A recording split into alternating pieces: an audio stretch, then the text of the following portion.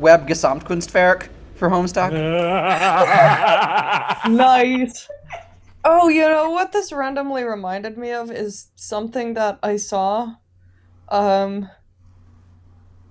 on my Facebook timeline, which is this guy accidentally introduced his kid to Kraftwerk, and now that is literally the only thing that the kid I saw that. It's beautiful. isn't it perfect? This isn't craft work. And he will only listen to German 70s EDM. That is the only thing. If you try to like give him a an imposter version of it, he will call you out, apparently. So, yes.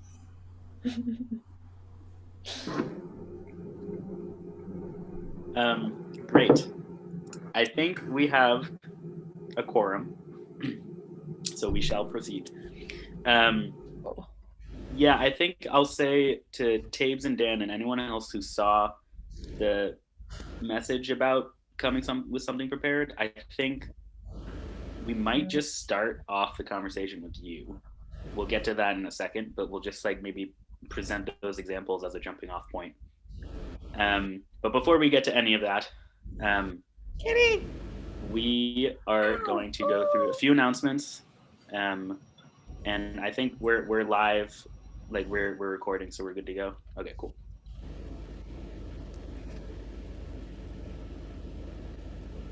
Okay, Kat, great.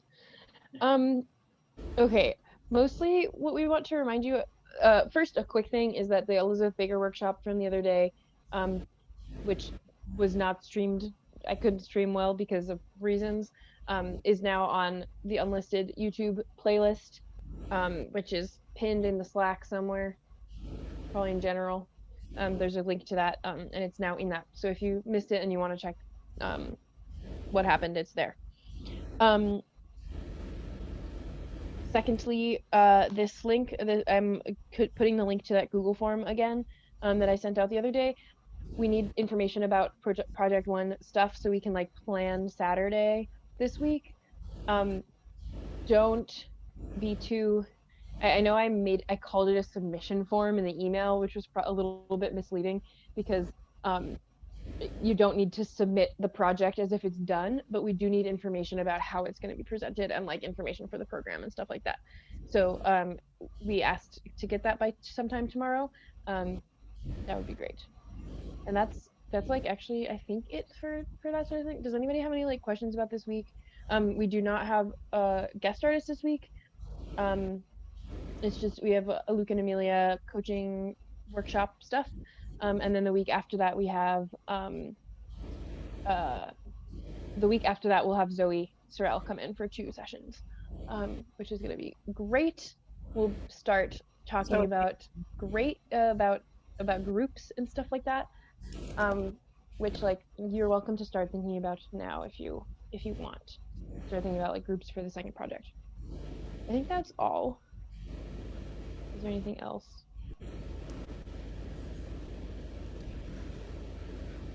Yeah, anything from you all, Julian? So just to be clear, that was the last we'll see of Elizabeth Baker. Is that the idea? Yeah, unfortunately so. I don't think this was clear to any of us.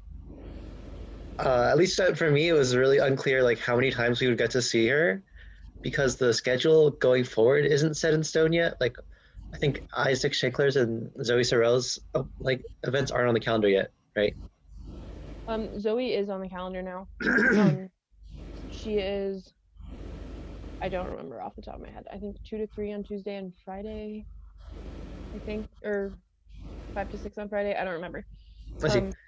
But that is on the calendar. So if you look at the schedule page of the website, it should be updating whenever we add stuff. Yeah, but we do have Elizabeth was only two sessions. I'm sorry, we weren't clear about that. Yeah, I wanted to ask. I didn't know, so I didn't ask. Like I wanted to know why she was the Honorable Elizabeth Baker and why her room was blue. But I also I can answer the room with blue one. Oh, really? Because I also had that question for her. There were like lights from Home Depot, and she wanted to make her room look cool. Oh, I'm nice. pretty sure it's entirely possible she has more of a reason than that. But you should definitely email her if you have other questions for her. Mhm. Yeah, I just And then I she'll be wasn't happy to really. answer. I don't think we were clear on how many times we would get to meet with the artists. So just going forward, they're only gonna have two Yeah, thingies. So, Zoe has two. Our plan is to have Isaac come in for 3 sessions, 3 weeks once a week. But we don't have that set up, and we haven't been in contact with them in a little bit. So okay. that's a little bit TBD, but that's the plan. Okay. So. Cool. As far as Elizabeth Baker goes, if you haven't checked out her website, she offers a bunch of consultations, some of which you have to pay for, but she also offers like general project consultations for free that are like half an hour, an hour long. If you're working on a project that you think you would benefit some insight from her, like if you have the ability to pay her, definitely do so. But definitely check out her website, and she's really willing to offer some advice. Yeah, we're sorry that we couldn't get her in for some more times, but she's busy and we have a pretty tight budget this time around.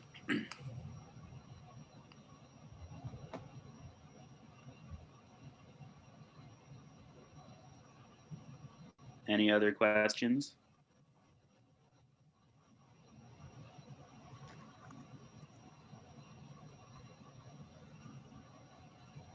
When exactly is like the due time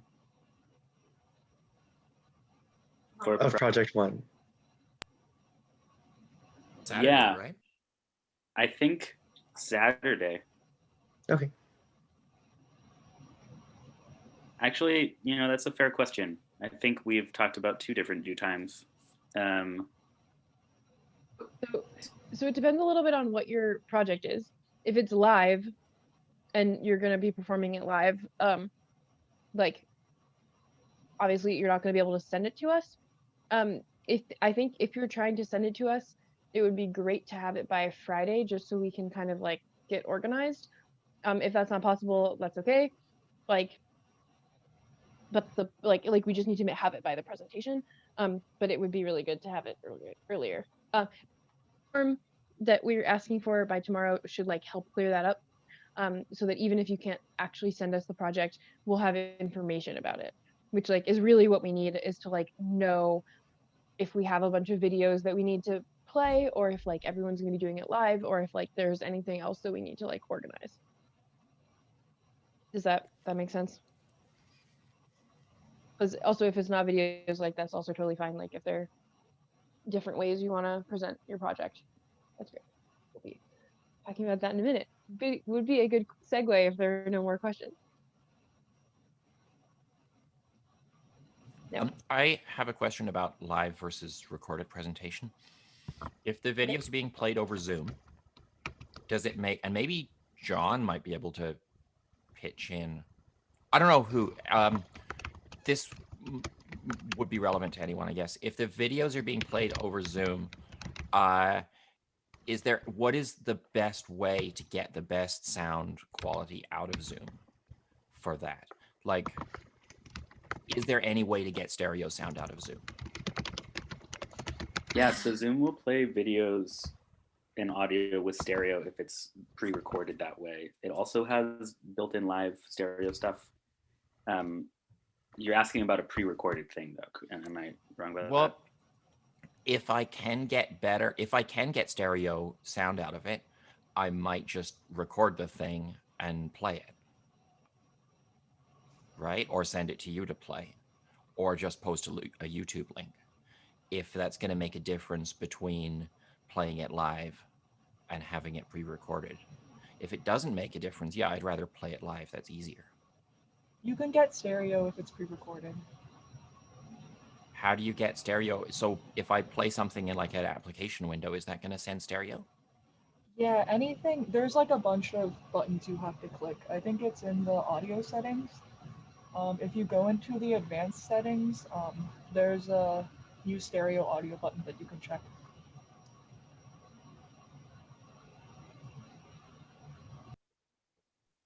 feel like we've had like sort of varying success with Oh, stereo stuff. there's been changes this week. I'm finally seeing the high fidelity music mode and the stereo Oh. audio. Those I've never had those options before. Yeah, that's going to be really helpful. I would definitely periodically check your Zoom, since we're going to continue using it for now. Make sure it's up to date because they do offer good updates, and they also stop supporting the previous updates. So things start getting more buggy. But yeah, if you pre-record something, you'll definitely get stereo sound. If you want to do something live and have stereo sound, I'm pretty sure you need an audio interface. And even then, I'm pretty sure people haven't had varying success with Zoom. I'm not sure if they have updated that with the high fidelity music mode. So how does Zoom know if something's pre-recorded? Because like my audio is going to be coming from Max MSP. So if you record it, there's the option when you share your screen to share computer sound, and that takes everything that it's sending in a 2-channel output. Okay, I'll play around with that. Maybe I'll make if you want to, yeah, if you want to send it private directly meetings from and Max, record it and see what I get. Yeah, that's totally fair.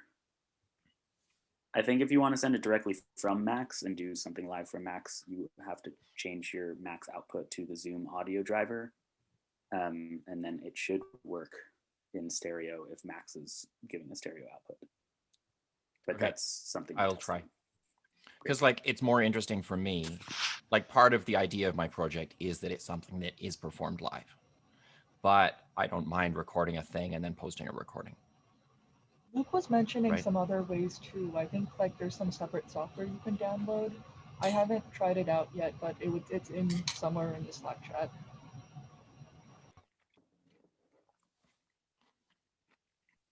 It's also like could be something we talk about at a tech workshop with Luke probably. If this is the thing that a lot of people want to figure out, or like Oh, I bet he'd have something to say. Yeah. like I don't know if he like necessarily knows a lot more, but like it would be a good space to be working with this, I imagine. Like we could do some tests or something also. He mentioned some stuff in the Project One channel about using a virtual sound card, and then routing it through that sound card. I'm already doing that. You're already doing that? Okay.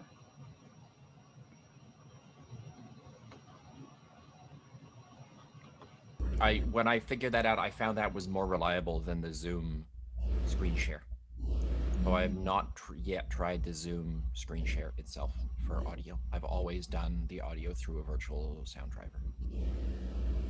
Clarissa, to answer your question, we did this in the summer course, and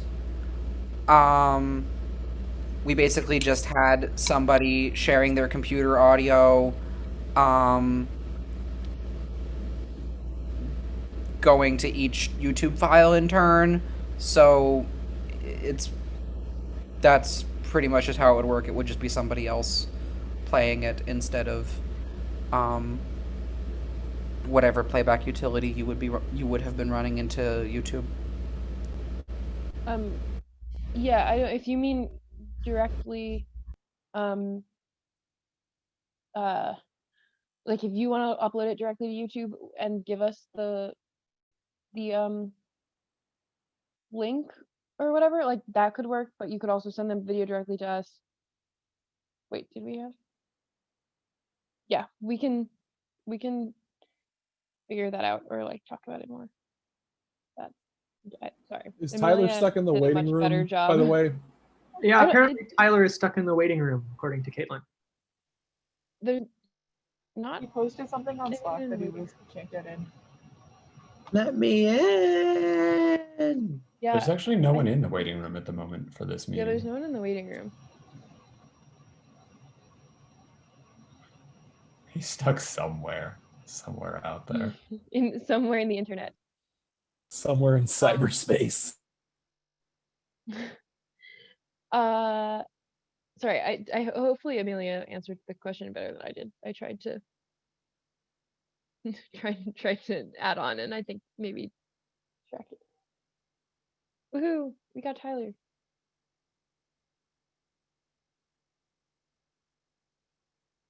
Tyler, you beat it. Hi. Sorry about that. I don't know what happened. All right. Any other questions about or things that we did not answer clearly?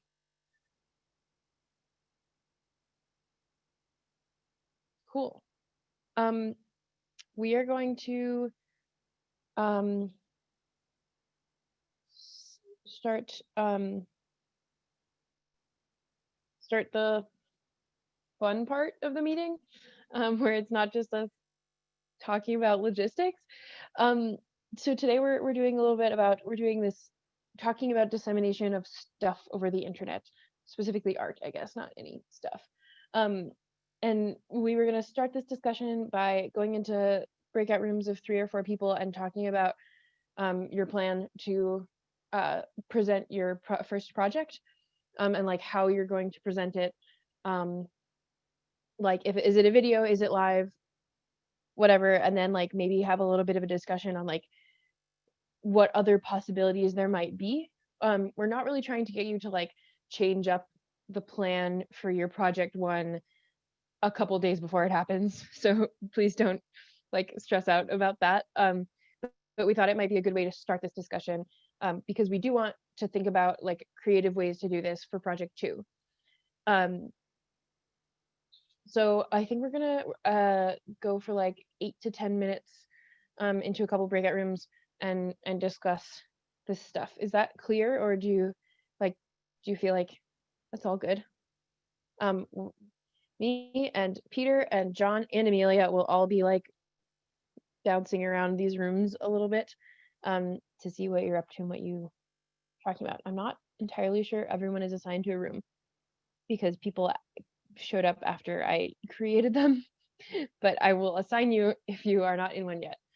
And I'm going to open them up. Perhaps if you are not in a room, that will become a room. That is a good point. That is not. This is I am I'll sitting in a Julian.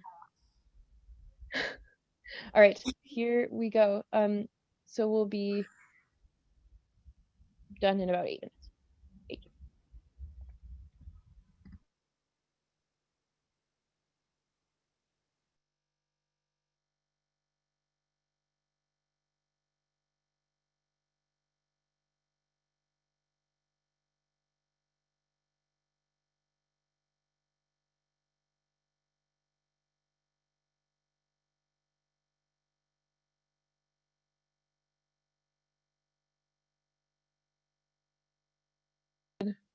Whoops, I'm muted. I'm going to assign you to rooms.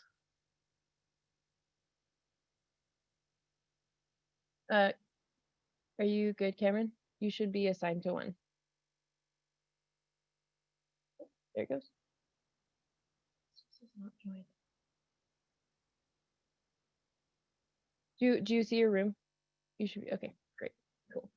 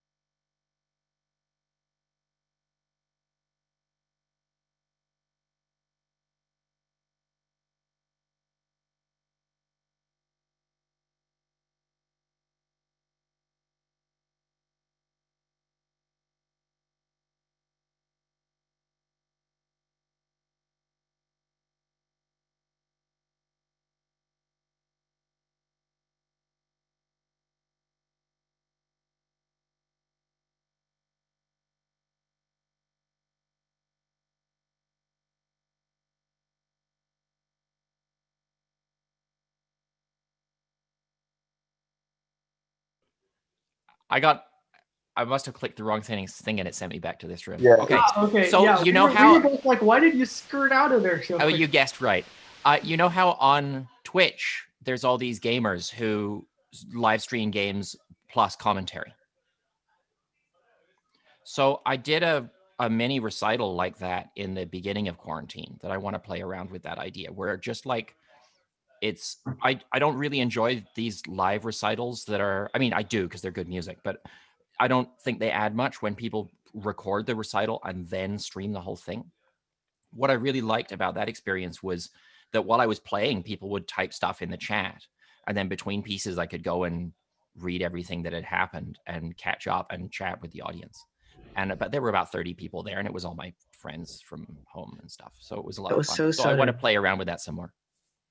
That was my idea. We were just talking about a few people in our room had ideas for radio dramas, and we were talking about the possibilities of that.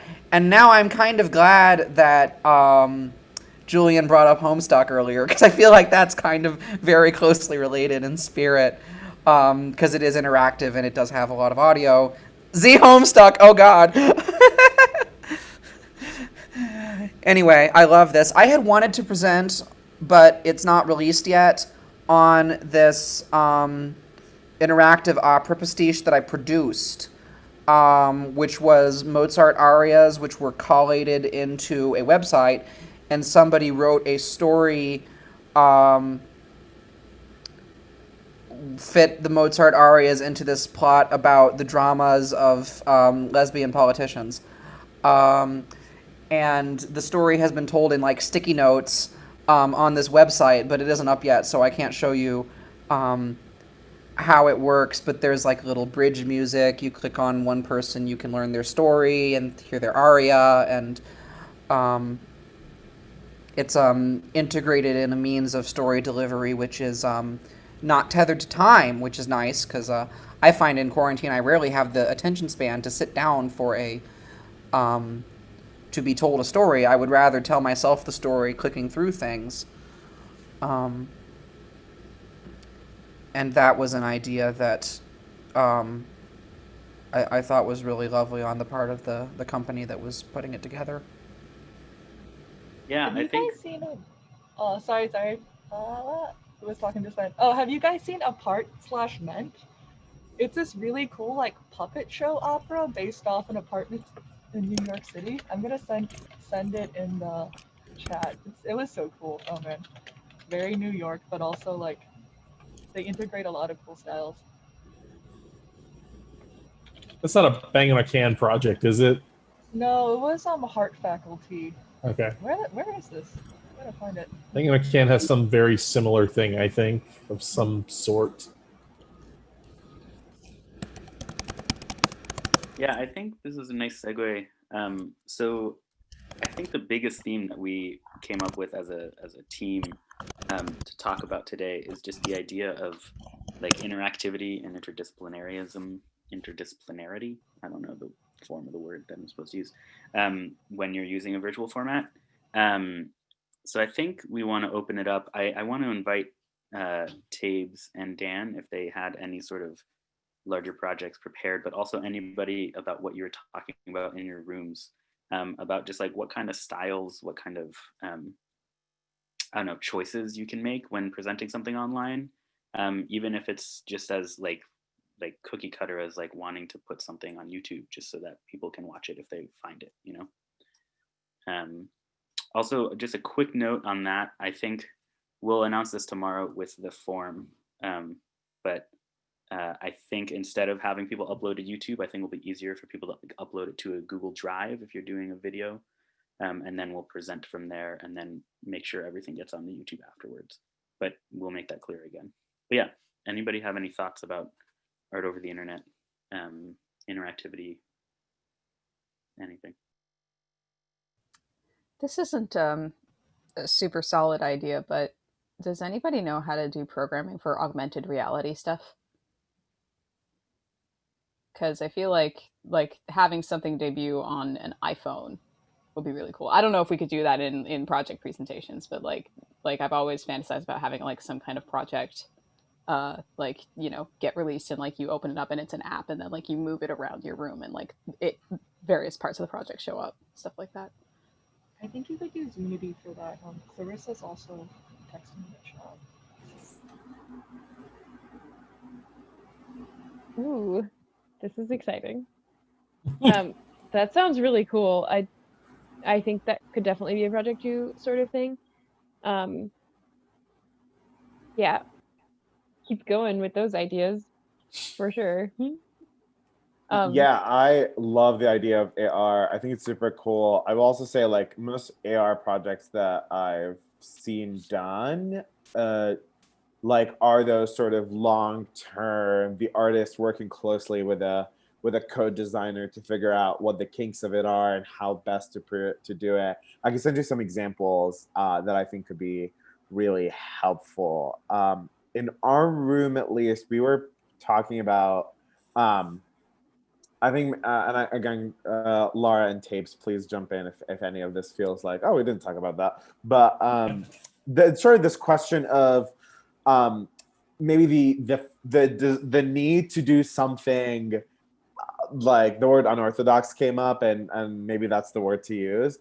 There's this sort of pressure to do something that's different via virtual platforms, and then there becomes the question of when does that extra gadgets and who's it's and what's it's galore, when do they actually serve the piece, and when are you just trying different things for the sake of trying different things, but they don't really make sense with the work. And I think for me, at least, that has been a challenge with this project is, yes, wanting to go out of the familiar, trying new things, trying different things, but also wanting to make sure that it feels natural and it feels like an extension of the project, rather than it being like sort of this tacked on filter at the end that, like, you know, it's my quota technological adjustment to the piece that I felt like I had to do. So yeah, I think that's something that we discussed a little bit. In our room. Can I speak to this? I've been thinking a lot about this. I think we have a dialectic here between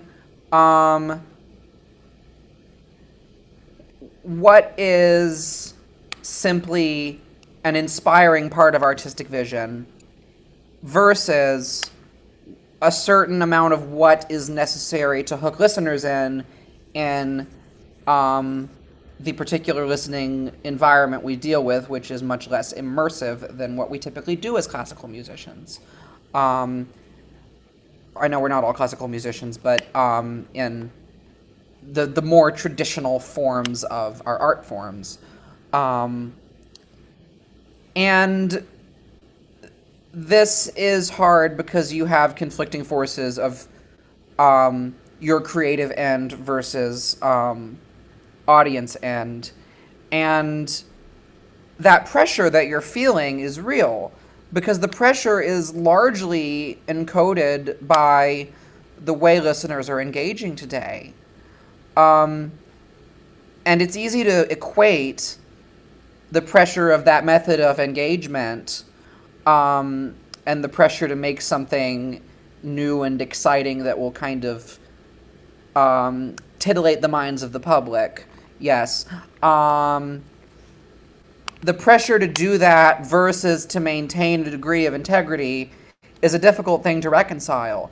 And I would certainly never argue that pressure necessarily holds a positive effect on the art form. It holds a positive effect on those tendencies in the art form which are compatible with it. But for me, as someone who really is used to a very conventional method of delivery,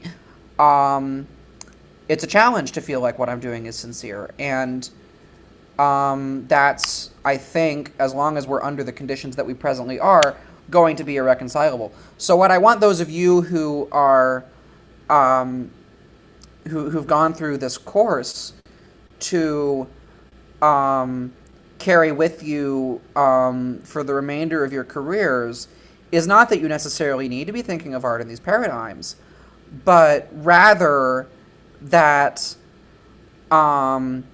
this is an option that you have, and that if simply a thought comes across you which might be manifested in an interactive multimedia online delivery type of way, then you can see it through.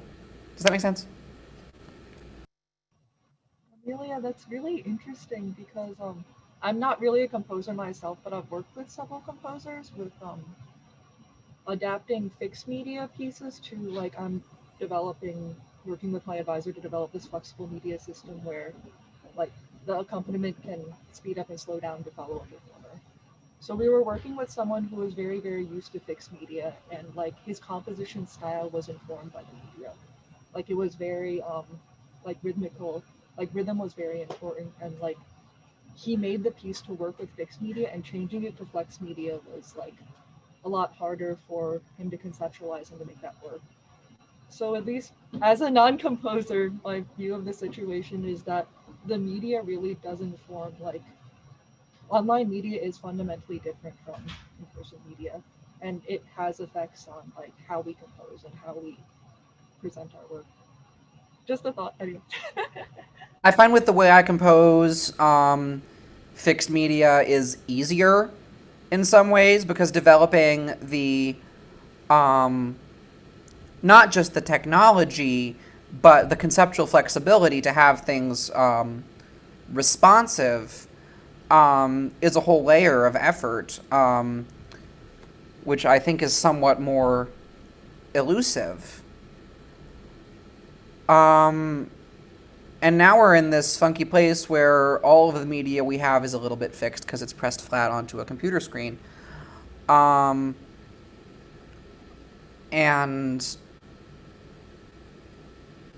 these are simply two radically different ways of thinking about sound generation at all, in the computer or otherwise.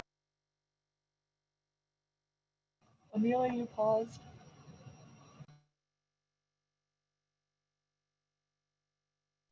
I think she just closed her mic a little too soon. I did close my mic a little too soon.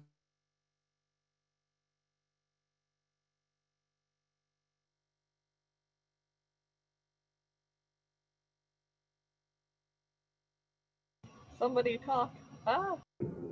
Oh my god, I love the silent. I love when everyone's muted on Zoom. It's such a pleasant experience.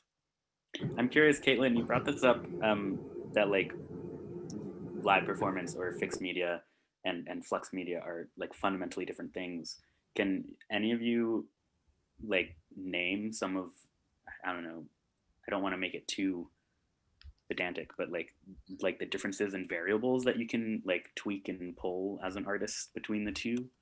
I mean, something that comes to mind is, well, there's a number of pieces where you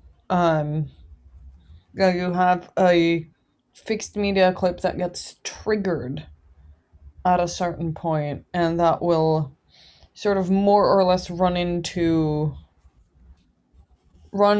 some point, which may or may not overlap with whenever the next clip is triggered. At least I've seen this strategy, and those can be variable length.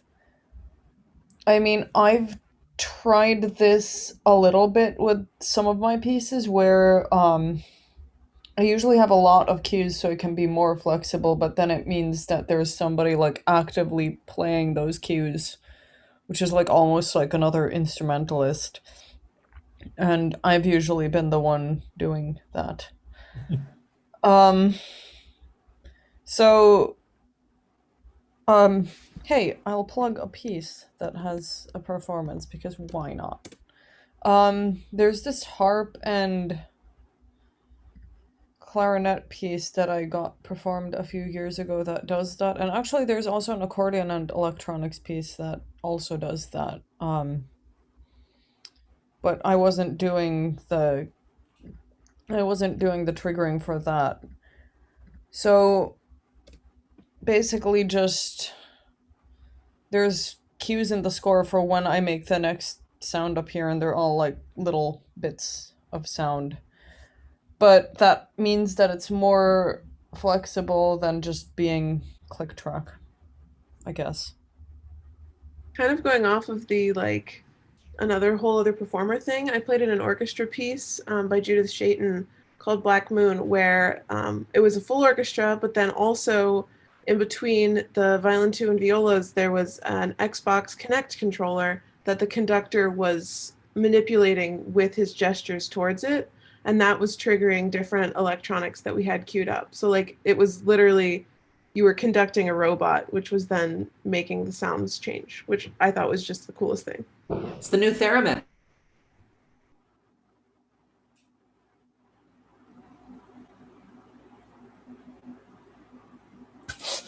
I just mentioned in the chat, I built a Max instrument that used Kinect once, and that was a lot of fun. I wanted to mention with regards to the difference between fixed media and flex media, as Caitlin was mentioning. So I'm learning a piece right now on flute that is a flute and fixed media piece. It's Wander by Natalie Joachim, for anyone who knows it. And it's very rhythmic, and I'm just envisioning that if the same piece were flex media and fixed to the flute, then like if I'm speeding up and slowing down with the rhythm, that would mess up the overall mix too much. So I think there definitely is a place for media that is just fixed, that the performer is playing along with, and that isn't necessarily lesser. It's just a question of what the priorities are.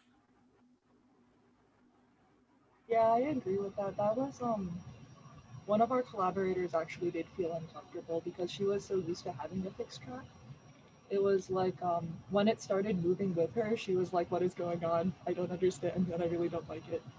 So a lot is also like, what is the intention of the piece? And like, to what extent, and also everyone has a different opinion of this. There was one piece that I really liked being flex because then I could breathe, and otherwise I could not breathe because there were no places to breathe.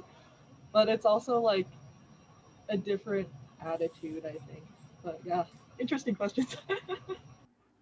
Well, excuse my ignorance. When y'all say like fixed media, is that like would like field recordings or like pre-recorded material be considered fixed media versus like flex media being like an indeterminate score or something that is being improvised off of?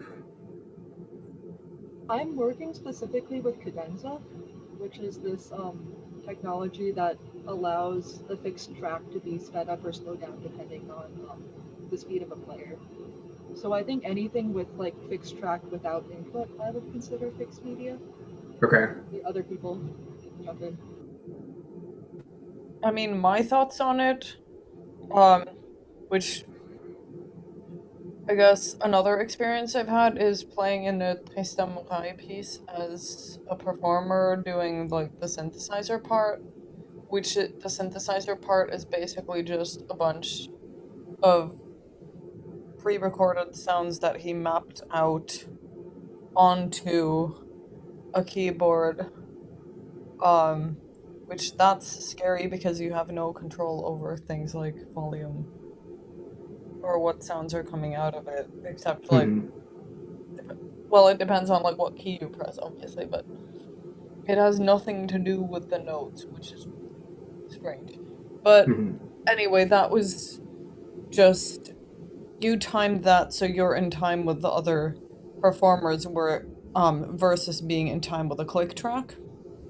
So that's like the difference is it flexible in time or is it like to a click track? Or, I mean, I guess fixed media can also just be if there is no really live performance part of it and it's just a computer. I don't know. I mean, that's just my take. Okay, because I wrote a piece that you sequence. Ideally, it'd be 8 tape recorders with 8 sample tapes, and one person would be playing the tapes and trying to sequence them and layer them with like a mixer or something, while any number of performers have musical material to accompany the samples. So if I'm understanding, that's kind of using both, but I'm not. Yeah. I feel. I don't know what I'm saying. Nice one, Alexa. Or like Jeff Rosenstock had an iPod in the early 2000s. He had every other part of the band recorded on, and would bring that to shows and then play the songs on top of, and then say like, if you learn the songs and have an instrument, bring your instrument and you're the band. In addition to the iPod and himself, which was really neat. But that's Well, that's still you're adjusting to the time of something rather than the something adjusting to you. Mhm. But yeah, I don't know. It really is a question of are you following the electronics or are the electronics following you? Yeah. Basically. The way it was occurring to me was sort of like it's the difference between the electronics standing in for a performer playing from a score versus the electronics standing in for a performer who's improvising in some way and reacting. I mean, or just who's following whom. Mhm. Right now, what I've been doing is mostly the electronics are following a score, so it's actually a track that's being sped up and slowed down. But next step is like actual improvising happening, where at this time point it triggers something else, etc., etc.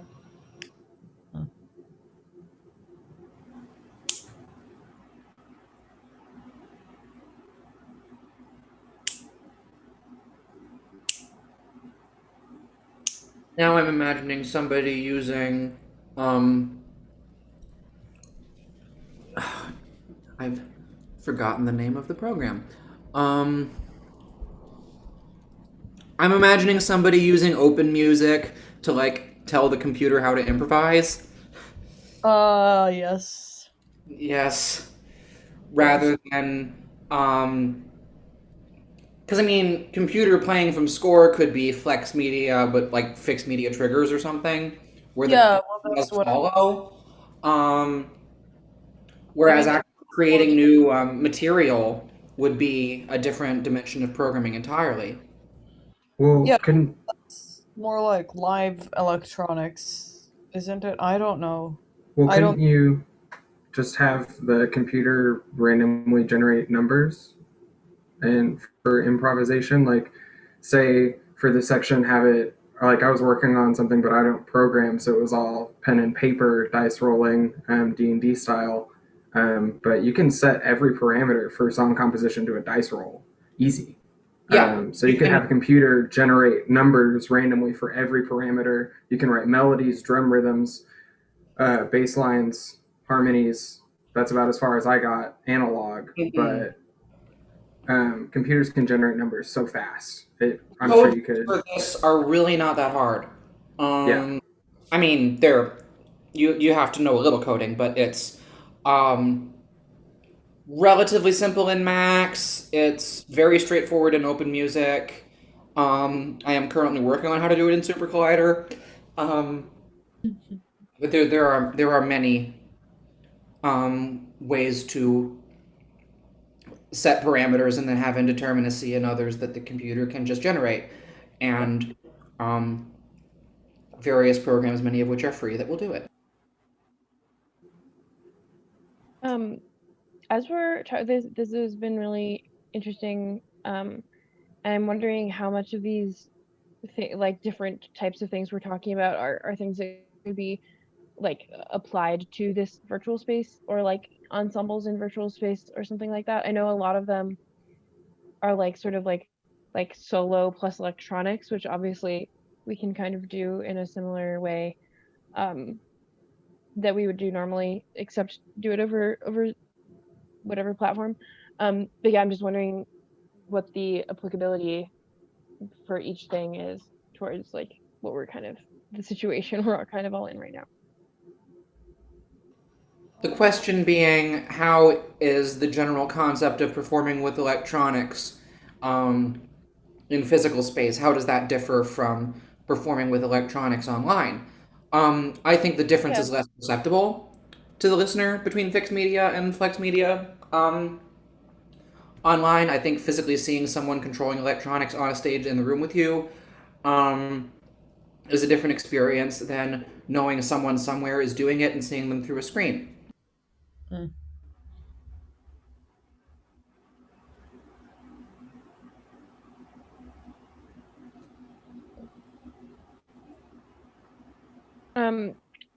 But also, like, are there ways that like either one of these flex or fixed media could like be used while we're performing virtually, in like a way that would be enhanced by the situation, like by doing it virtually? Like can you do a flex media piece that's controlled by like an audience or something?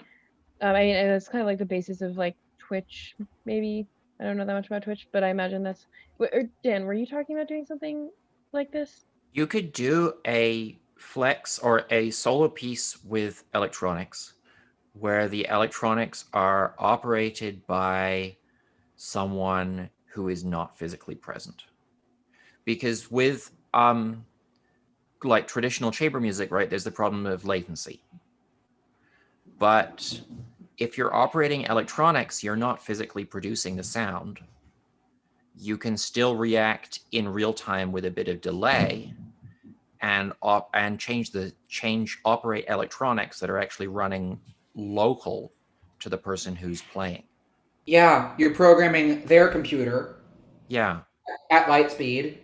And so their computer is reacting in real time to the audio signal, but to the visual and information parts of the chamber music performance, you'd still have to react over Zoom or whatever streaming technology you're using. So it would have to be quick, but it wouldn't have to be in the same room quick. Right. And that way the audio dialogue is in the same room quick, because you're not like running the audio signal ADC, DAC, DAC, ADC, digital into audio and back and forth and back and forth. It would be hard for the person operating the electronics because they'd still be suffering some lag. There'd be a little bit of lag. I think for one it might be less. And I think for another it wouldn't be perceptible to the listener. And so in that way, you could play chamber music with someone over the internet. One of my professors is actually working on something similar where you're sending like the control signals instead of the actual sounds. So the control signals can move a lot faster. That may be what you're talking about, Dan. Yeah. So like since it takes up so much less space, then lag becomes less.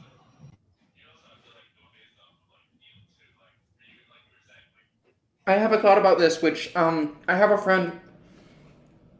The idea of electronic music, but not even applied to sound generation electronically. But I have a friend we'll just get together and I'll play an instrument and they'll just mess around with pedals and outboards to change the sound. So we have two people collectively generating a single sound. And it occurs to me that this over Zoom could be very fun. I'm not really sure how to automate these parameters remotely. But I feel like it probably could be done. There are ways to send a signal to Max over the internet. It does have some connectivity. And I think, well, I don't know, but I'm sure you could do it in Super Collider too. The OSC control, it's a pain in the ass to use, but if it works, it's really nice. You know, you can also send things via networks in Max, like to someone else's computer using a particular object, so that the results of your Max patch can feed into their Max patch, and you can have a collaborative patch going on.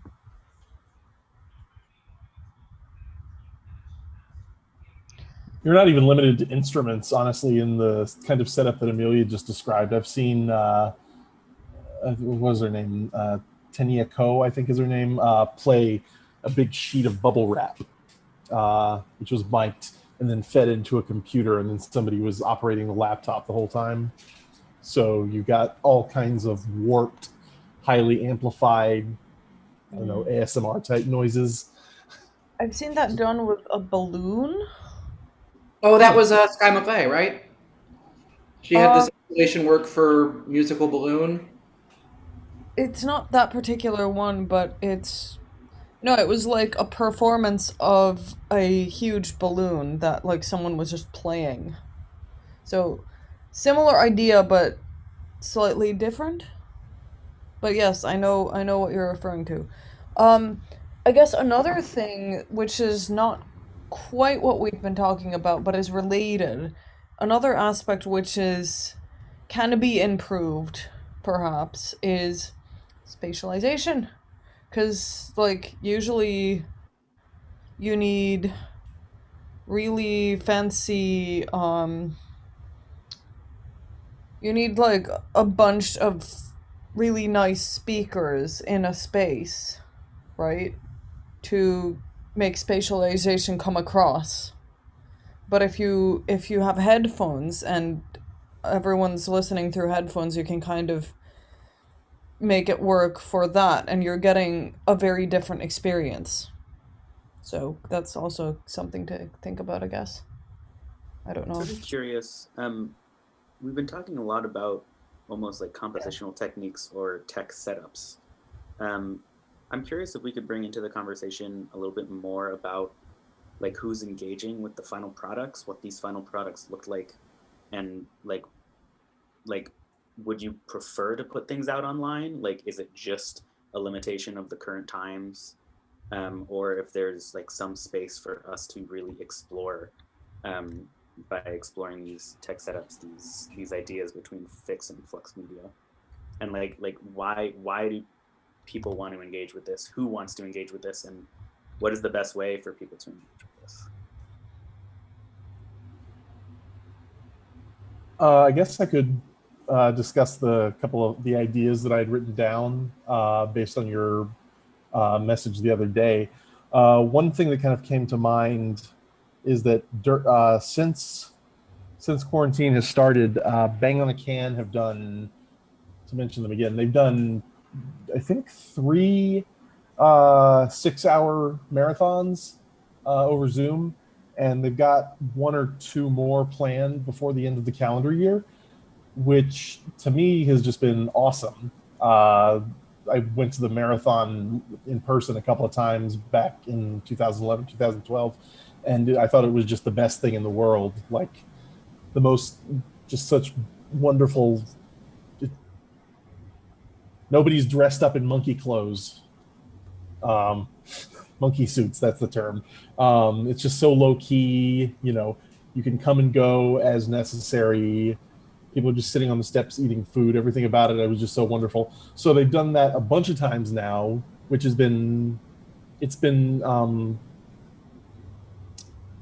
you know, these marathons have become, in the last decade, I've noticed, progressively less accessible. Like they've been taking place outside of New York City at the Massachusetts Museum for Modern Art or whatever. MassMoCA, yeah. Yeah, so they've been taking place there more recently, and I think they've been ticketed events. So the fact that they've sort of swung back the other way and become completely accessible has been really cool. Although I will say that they're not great about, one, they don't post them afterwards. So if you miss it, you're shit out of luck for seeing these performances, which some of them I think are, you know, seeing Pamela Z at any given time is a once in a lifetime experience. So, I mean, if you don't, they're not great about getting the word out. Like I've just programmed them into my calendar on my phone to make sure I don't miss them at this point.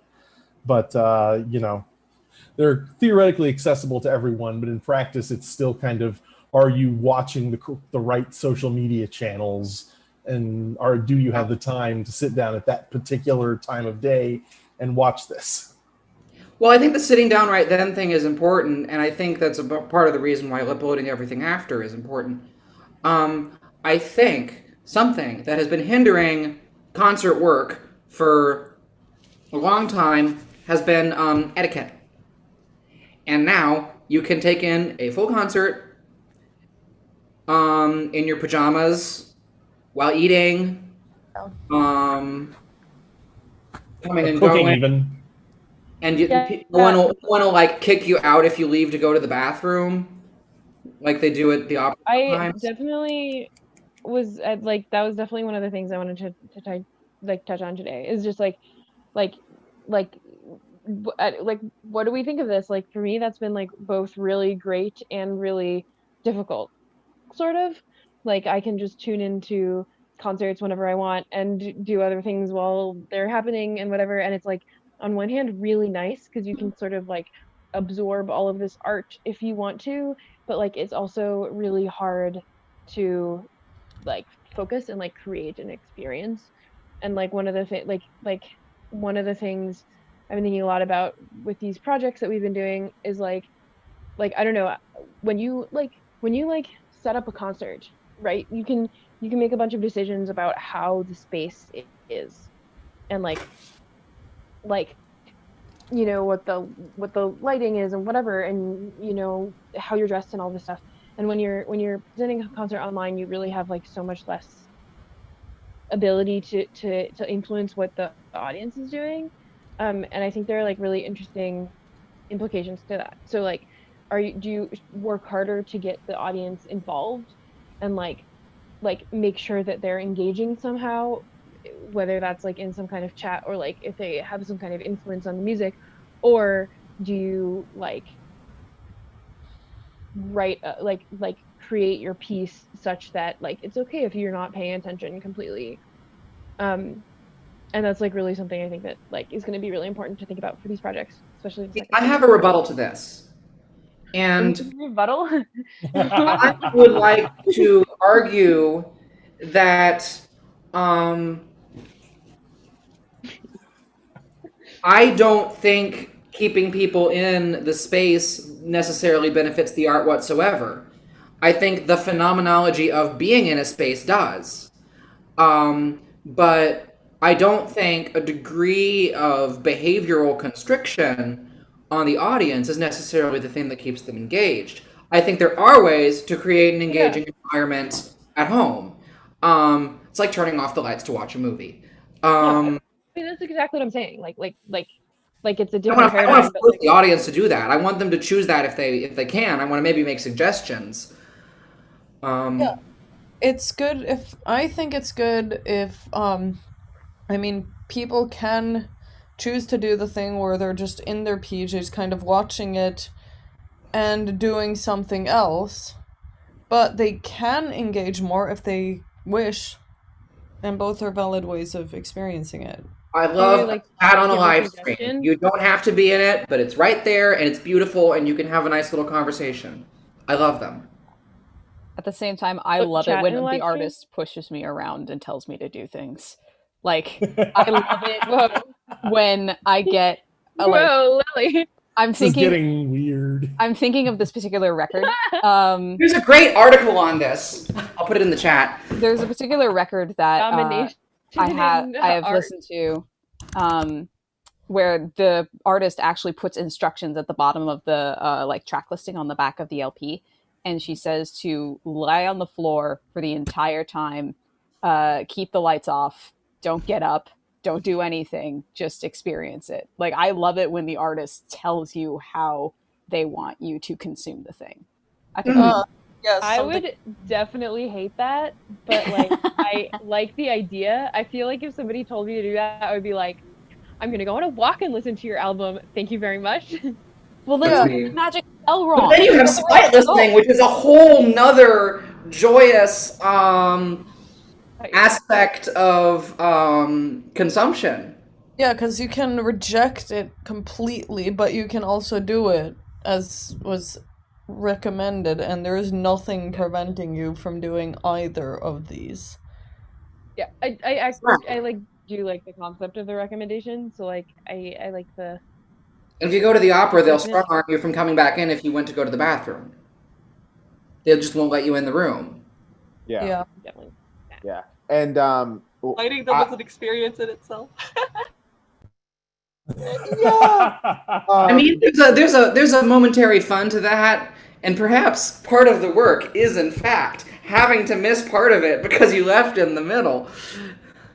But I'm also thinking here about like access needs specifically, and I mean, yes, watching, being able to go to the bathroom or being able to watch something in your PJs, but I'm also thinking about people who have kids to take care of while they're watching something, or people who have, let's say there is a piece of work that has a certain trigger warning or a content warning, and people can choose to sort of press the X button on their window and just, if they see something that they're like, yep, this is going to put me in a place that's going to personally jeopardize me, then I can just tune out of that. Yeah. Which, again, Amelia, to your point about etiquette, like that is something that we, like, that I, at least as a theater maker, have struggled with, because it's like, you don't want to be that person who like walks out inexplicably in the middle of a performance.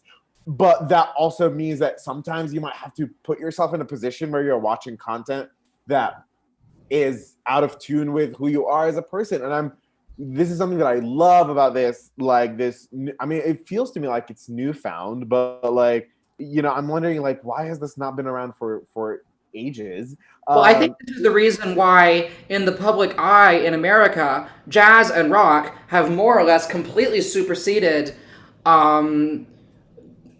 Western concert music as the art musics in the public eye, because they are given with a much more relaxed degree of accessibility in their performances.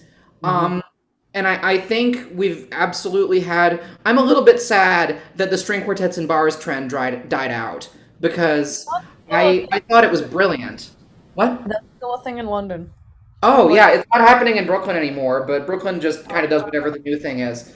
Because, like, there's a whole thing of historically informed ensemble called the OAE goes around and does concerts in pubs, because London. Isn't there a great tradition of that in Britain since, like, the Renaissance, too? Well, yeah, but, like, they still, like, do that. And it's Right, just, like, I think that's beautiful. Just, like, go and buy a drink and, like, chat. And there is this concert. There's also kind of occasionally these kind of sort of mixed spaces. Like there's I think it's a small chain that has like maybe 6 or 7 locations around the U.S. They've got one here in Chicago. It's like some kind of wine bar concert venue thing that Eighth Blackbird is played at. Like the tables are laid out so that they're sort of aimed at the stage, but it's still, a wine bar. Oh, imagine going to concerts and going to bars. Yeah, I just miss shows so There's much. a Pizza Express in London that does this, so you can like have your pizza and watch a concert. There's in Iowa City a concert series called I Hear I See, where it's like concerts. It's usually a hodgepodge of things. There's a lot of new music on it. There's also occasionally electronic, classical, bluegrass, jazz. It's just a hodgepodge of whatnots, but it's concert series that takes place every month.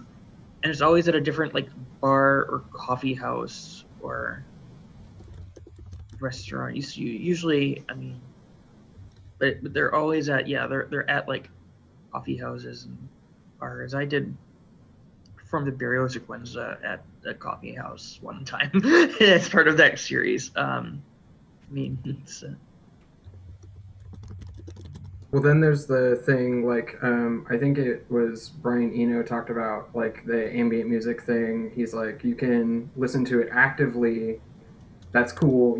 I'll reward you for listening actively, but also if you're not going to actively listen to the work, like, that's fine too. There's stuff in there, like, for when you're here, but if you just want to put this on in the background and do other stuff, like, that is just as acceptable, if not more so, towards the function of the work.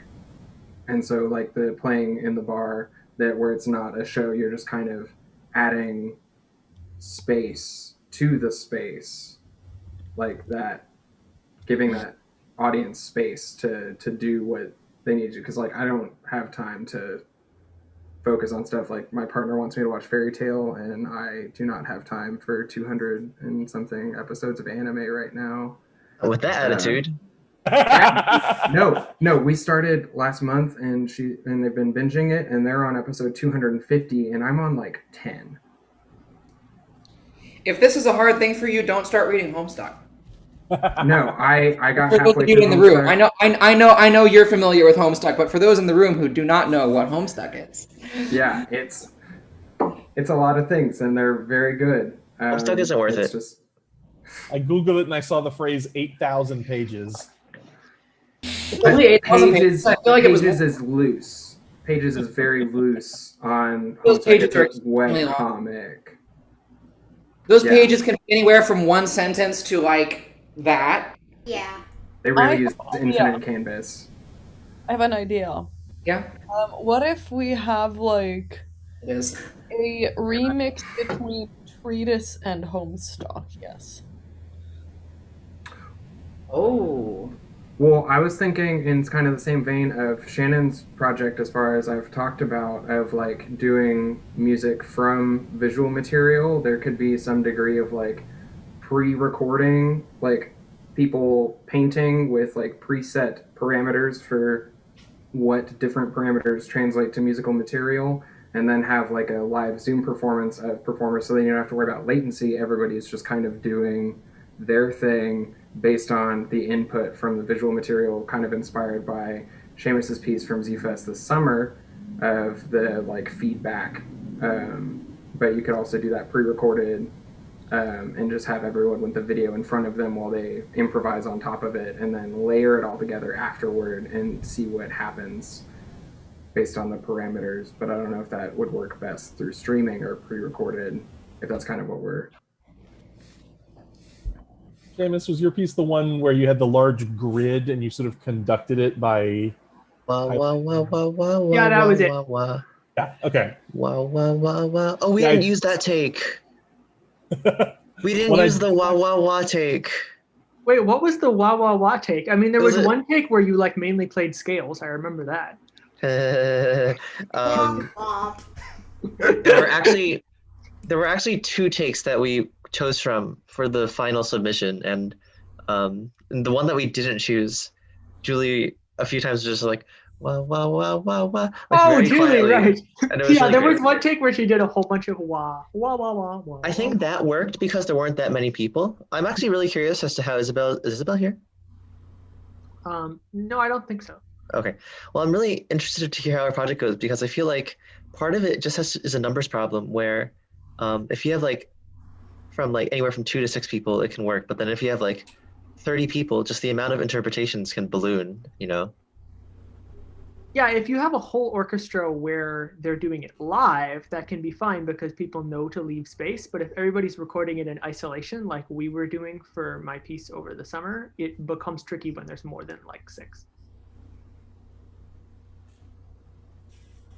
I actually, this might be a little off topic, but I mentioned it in the chat before, but just in terms of like releasing information on the internet regarding promotion, is anybody else having trouble with difficulty promoting events and feels like the Facebook algorithm is just kind of screwing you over in a way, or like social media algorithm, and there's no kind of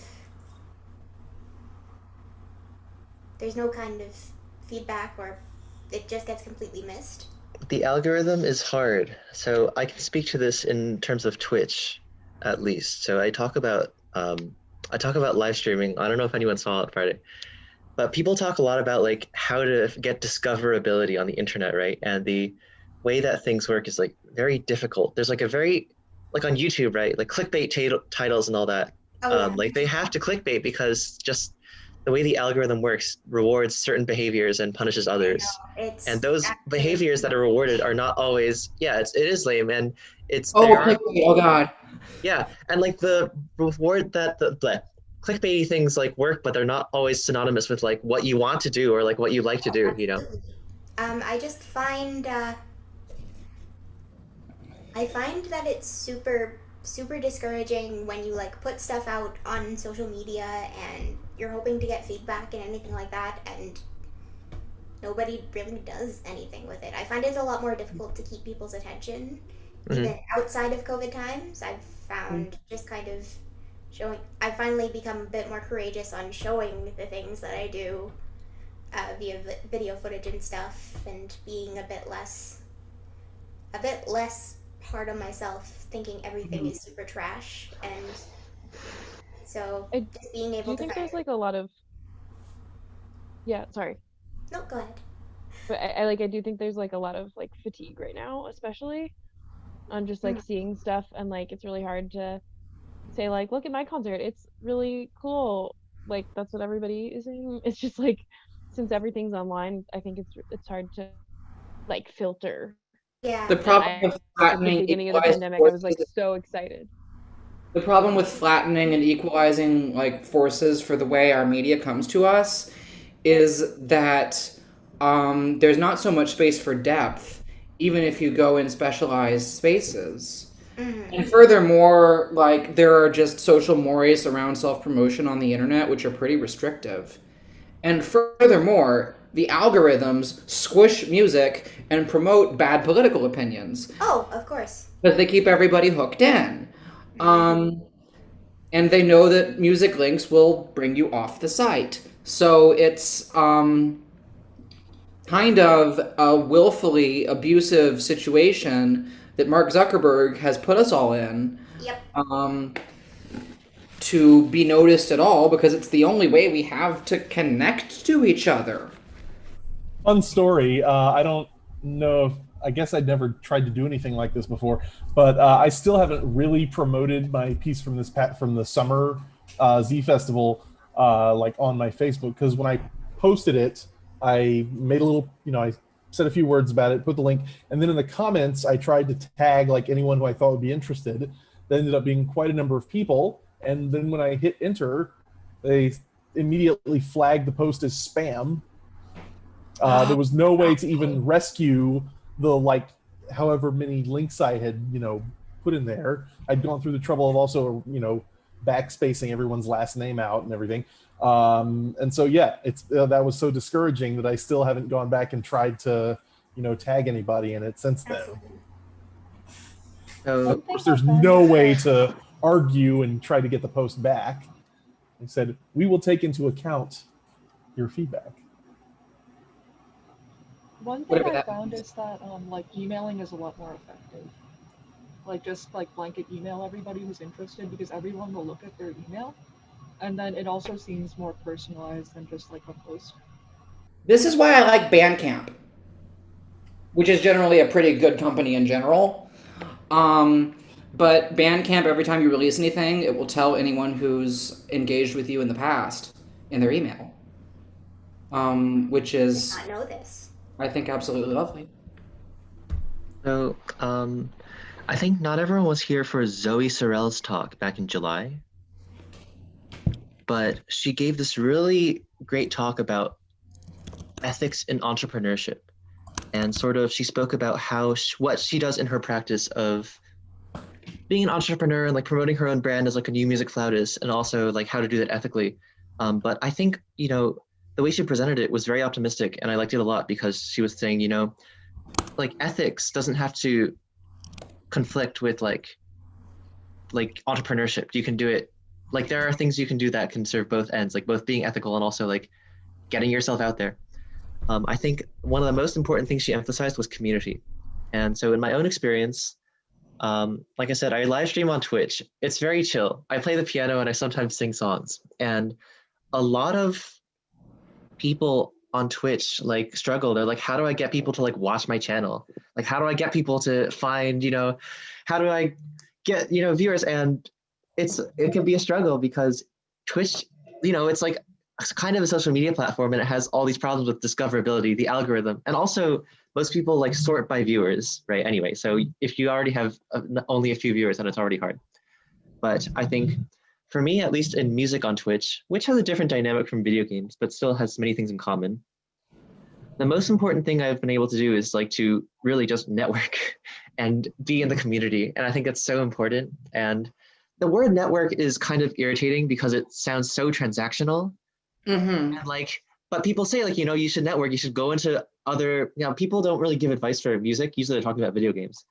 But it's like the same thing. People will say, oh, you should go into other streamers of your video game or music and just like talk about stuff, and then like, ask for songs and introduce yourself and then make friends. And at first I was very like, this sounds so fake and transactional. But then I like got really into it and like met a lot of cool friends. Well, a lot of what the transactionality of networking is just a way to put profit language on friendship. Yeah, I remember. Yeah. I remember going to New Music on the Point, and I remember like playing Cards Against Humanity with some of the faculty, and being like, "Wait a minute, am I networking now?" Yeah, I had this experience. I remember, like, I went to a music thing and I was like, "Damn, is everything I do networking?" It's all Yes. networking. Because networking is just a profitable word for friendship.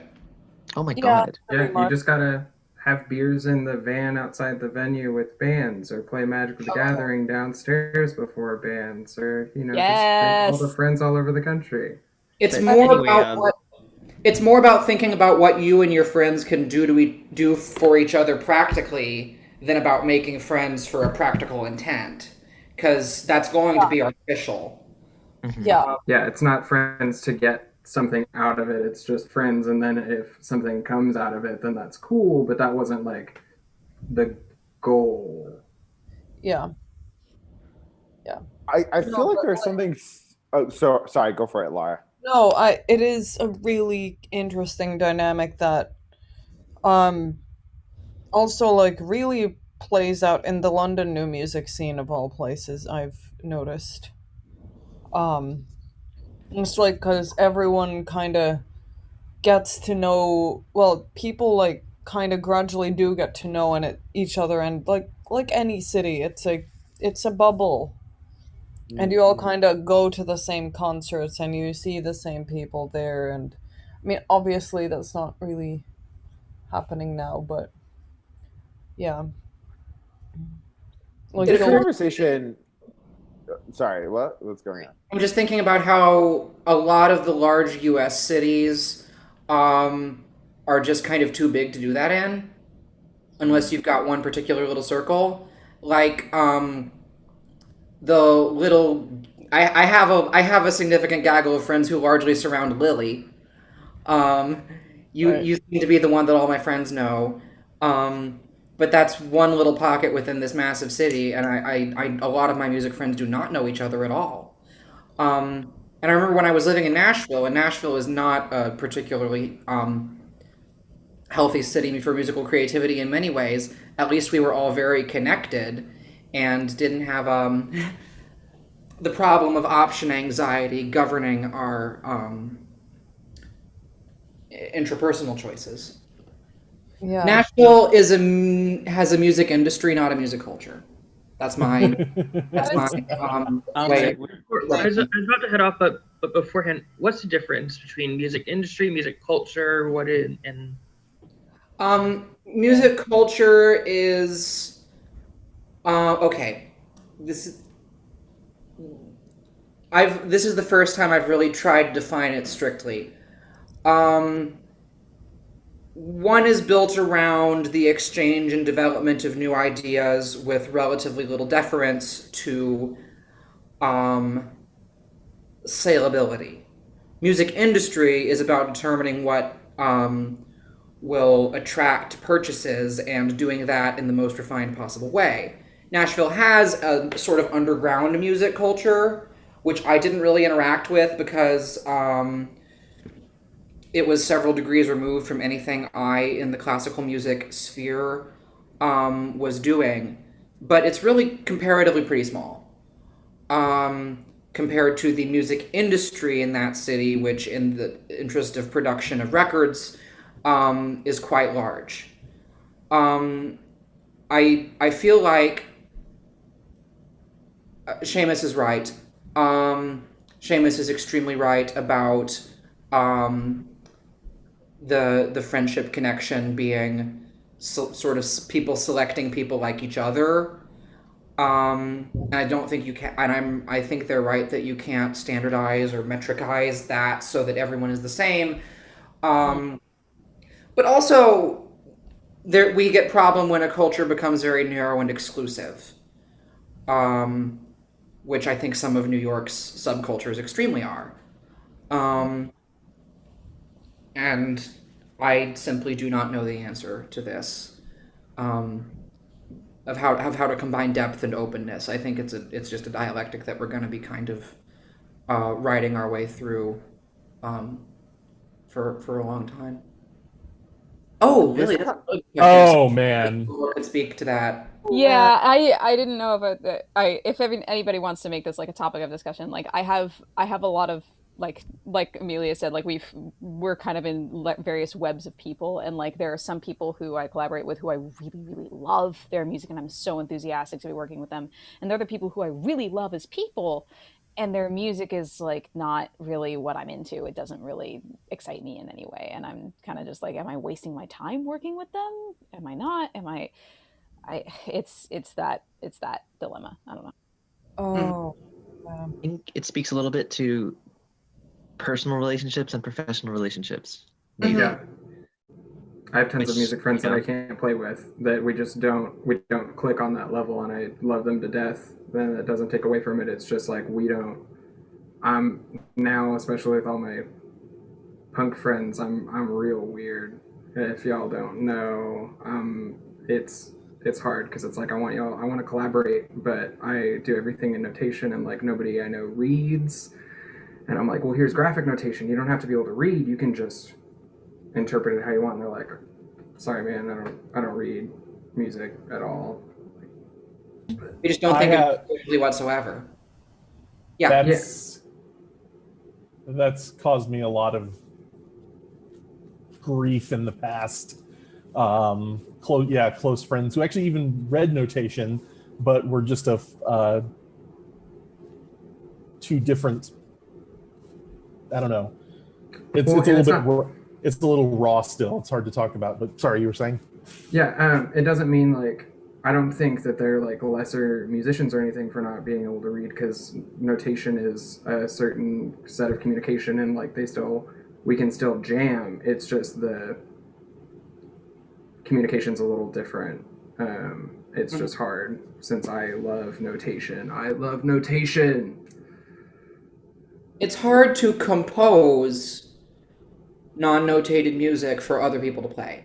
Yeah, I have been experimenting with chord charts as just, or not even charts, it's just lyric sheets, but with no lyrics, to try and like bridge that gap of like, if you can play chords, you can play this, and then you just set the speed or the tempo is very vague and kind of let it be this indeterminate thing, but it's really still hard because if someone doesn't know what the chords are, which I've experienced a lot with guitarists, that makes it even harder because it's like I want to hear how you do this, but how do I tell you? But Elizabeth Baker suggested videos, so that's actually a solution, implementing technology in that process instead of sending here's a written score, just playing it, here's a how-to. When I was in hardcore punk and ska punk bands in my hometown in Florida, because that's what there was around in a small town in Florida. Yeah. What we would do is someone would send a guitar demo, like the person who wrote the song would send a demo. We'd all just figure it out from there and go from there. And there are alternative ways of writing music down that are not dots on the page. I'm thinking of Nashville numbers, where you write what key it's in, the tempo, the meter, and then chord functions. And then you improvise whatever you can with the chord functions, and you don't have to write a melody in notation like you do in a lead sheet. Or you can use a lead sheet, or any number of other things. Yeah, this is all great. We're getting close to the end of time, and I just want to refocus the conversation and have a few parting thoughts. Since we didn't have a break, we'll probably end before 3 today. But yeah, we started this conversation talking about how like your projects are going, how you're going to present them online. We got a little bit into how art was disseminating over the internet, how people engage with art online, and then talked a lot about in-person spaces, how we miss in-person spaces, and then ended up on notation, I guess. So that's like a little general wrap up. I just want to open up for a last few comments, and perhaps if we can keep it tighter to the general topic about how people engage with art online before we part, that would be great. I have a thought about that, which is one word that keeps on coming back to me during all of these conversations is this sense of community. And I'm wondering, what is our role as performers? Like, should we make an effort to build these ephemeral sense of community during our very limited performance time? Because that's something that I actually, I really want to center that, like start centering that more in my practice. And I'm wondering like how virtual spaces can actually help us foster that sense of community, because like there is the transactional nature of performance. I am the performer, here is my piece, you are the audience, and you are subjected to my will for the next 5 to 90 minutes, however long. And what, especially after everything that we as a global community have been through in the past few months, I'm wondering how can we actually sort of create those ephemeral communities. They don't have to be long lasting. You don't have to be seeing the same people over and over again at every single performance. But actually, how can we, again, bring people into the fold and give people and audience members agency in the practice, and almost make an effort to be the facilitator of the work, but not necessarily the dictator of it, and I will dictate how you experience this work of mine. I don't know if anyone has responses to that, but that's something that I've been actively making an effort in my own practice, is how do I actually decenter myself from my own work? How do I actually function more as a facilitator for other people's engagement with it?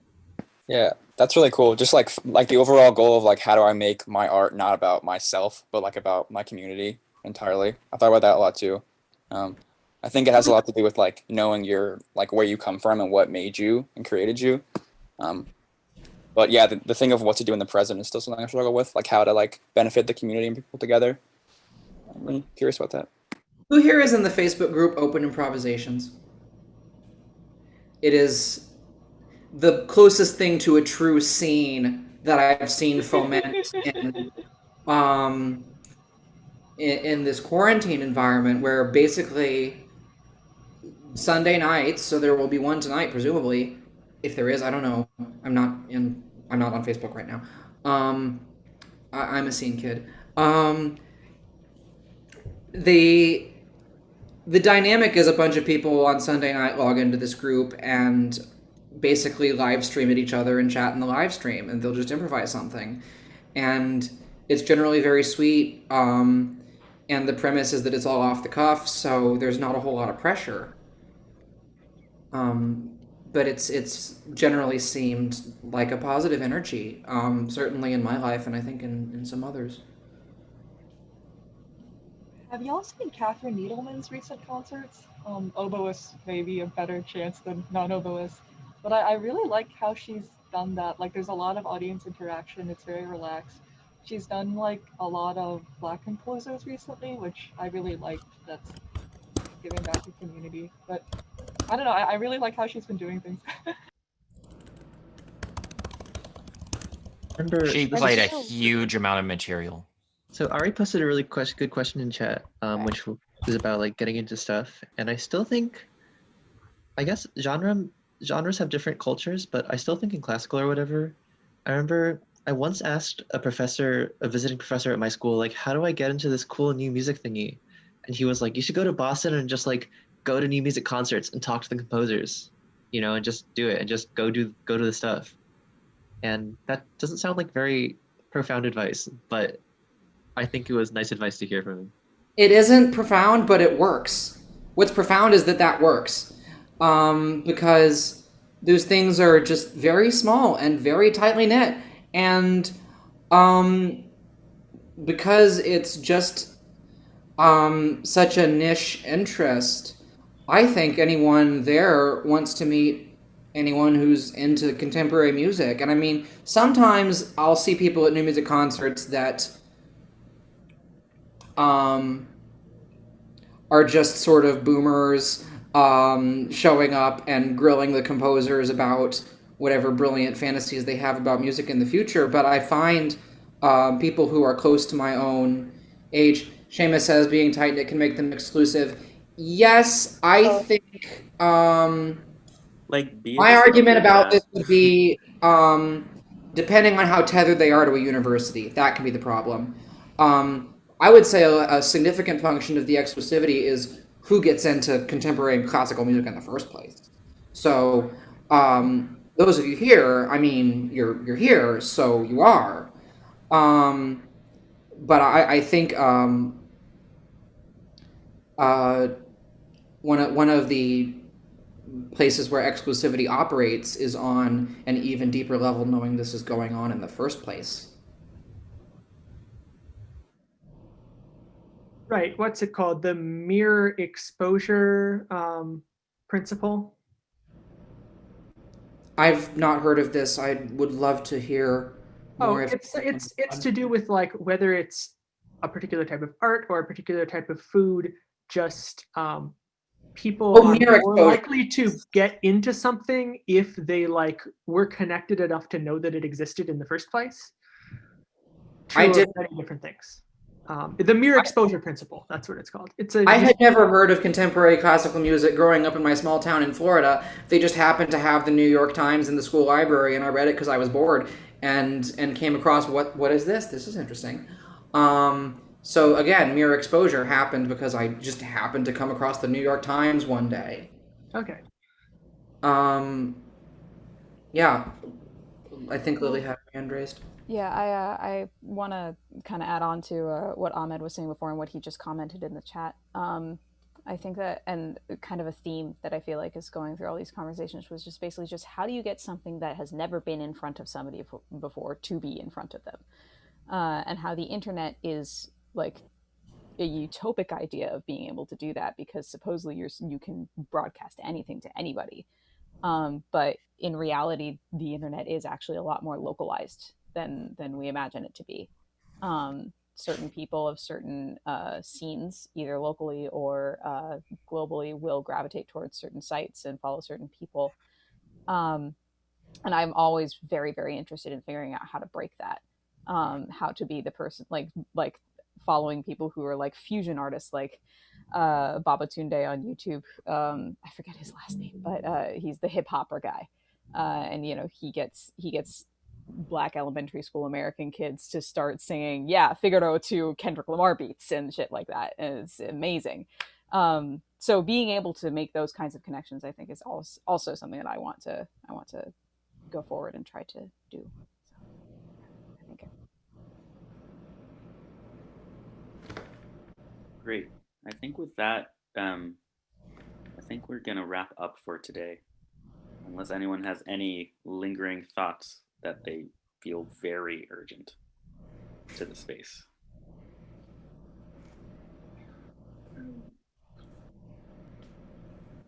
If not, I'm gonna If not, I'm gonna take off of live, and we have a quick poll about these meetings. That's it. We would urge you to keep thinking about these things, especially once we start with the second project.